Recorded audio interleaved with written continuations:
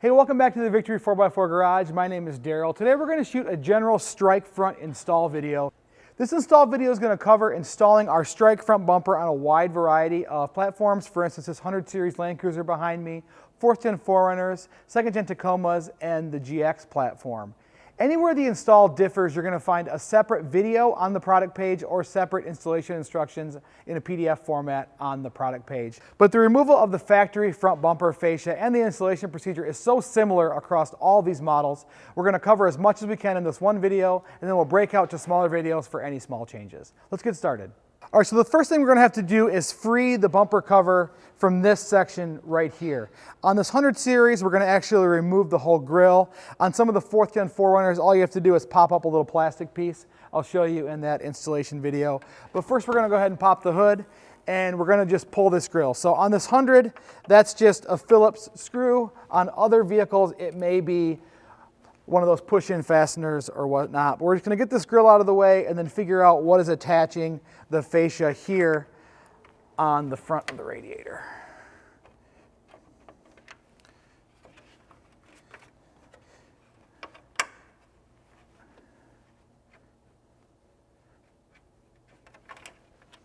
Go ahead and pull those 3 screws out. All right, now we want to remove the bottom mounts of the radiator. This is going to vary. On this 100, there's a little push tab right there. I'll try to get my hand in there so you can still see it. There's a little push tab in there. You're just going to push and then it pulls up just like that.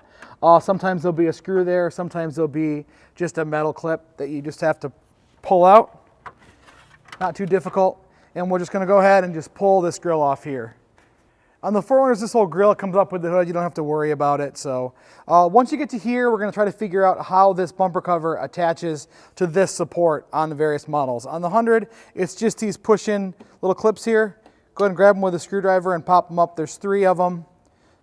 Could be a bolt. It's all pretty simple stuff. Just kind of investigate how it's attached and get yours loose. All right, now we're going to go ahead and remove this bumper cover from the fender here. Various ways these are attached. On some, you're going to see an inner fender liner that has a brace, and there'll be either a Phillips or a 10mm screw kind of down the inside of here. On this 100, there'll be a screw that goes up into the fender from the bottom. You'll use a 10mm socket. Basically, what you're going to do is you're going to investigate and see what's attaching the bumper cover to the fender and to the inner fender, and then go ahead and remove that so you have a loose bumper cover on each side. So that's all that's holding this one in. On this side, we'll go to the other side, do the same thing, and I'll meet you underneath. All right, now under here, we're going to have some tabs that are bolting the bumper cover onto the crash bar, maybe onto the frame. Ours are all broken off because they rusted because we're in Michigan here.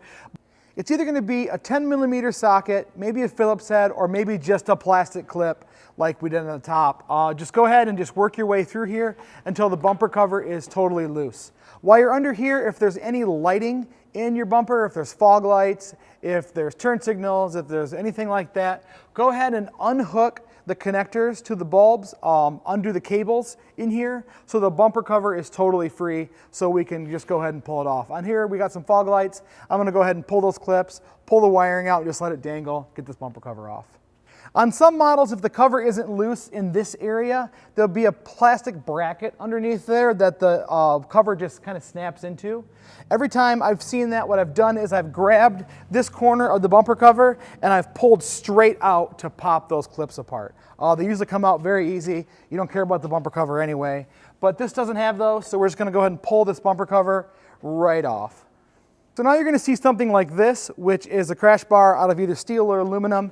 It may have a foam cover on it. It doesn't really matter. Our goal is to take it off. So most of them use a 14mm socket. They're going to have various amounts of bolts, 5, 6, 4, just depending. But your whole goal is to just get this crash bar off. And it's usually bolted from the front into the frame rails. And just take all those bolts out on each side until we can get rid of this bumper cover.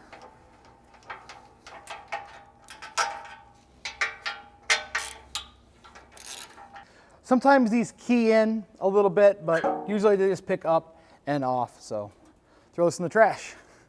On most models, you're going to find this stamped steel kind of grille support, bumper support. If you have to do anything with this, that's something we'll talk about on the individual product page.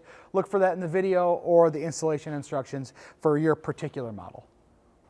They just sprayed for mosquitoes here in the garage, and it smells like an old gym bag full of stinky buttholes.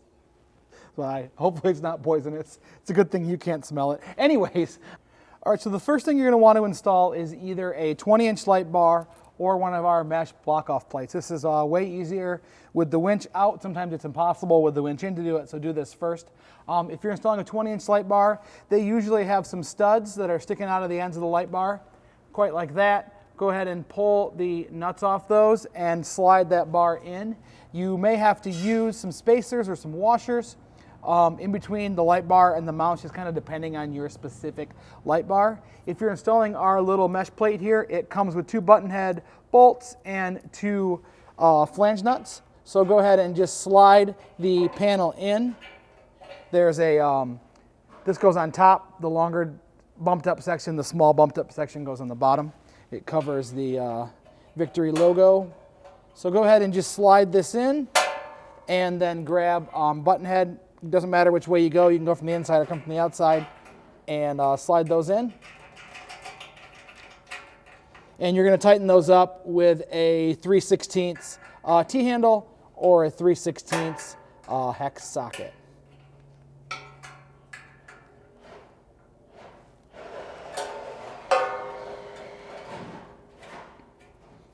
Okay. All right, now I gotta make this actually fit for your photos. All right, now if you're installing a winch, it is the time to do that. Actually, first I like to install the winch fairlead, why you have unlimited access to the fairlead part.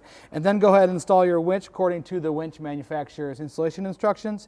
They all pretty much the same way, 4 feet down with 4 bolts through the bottom of this bumper. If you need to relocate the solenoid, if you have a removable solenoid, that information will be on the product page or in the specific product instructions for your model. It would really just depend on if the integrated solenoid hit any supports in here, any coolers, any lines, anything like that. Now we're going to talk about cube lights. You don't have to install these right now. There's plenty of access to this location with the bumper on, but it's easier to talk about them why the bumper is on the floor here. Depending on what cube lights you're using, you may have to flip this bracket right here to get the cube light to be a lower profile. So on these we definitely do. It's pretty simple. You just pull these socket head screws out the side here, and then you can just rotate this bracket right here 180 degrees, and it lets you cheat it a little lower so the lights become lower profile. And then don't forget to put the stud in before you tighten this down, or you may not have clearance to do that. So that's much lower profile. And then it just depends on the light manufacturer. Sometimes this is going to give you some adjustability up and down. If it doesn't, you can always use washers or spacers underneath this bracket on top of our tabs to space this light however you need.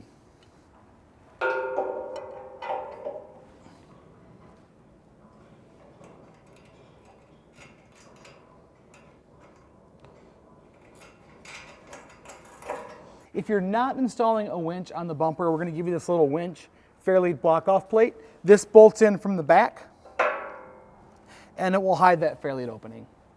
Now go ahead and grab someone, and we can lift this bumper back into place. We're going to install it with the factory hardware.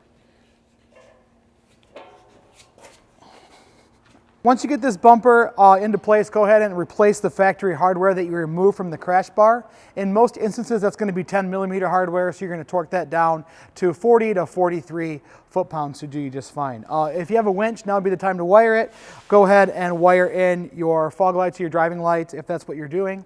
If there's any specific filler panels that you have to install, we'll go over that in the individual video or installation document for your model vehicle. If you have any questions about this install or any install here at Victory 4x4, give us a call, 269-459-8447, or email us at info@victory4x4.com. Thanks for watching, and we'll talk to you soon.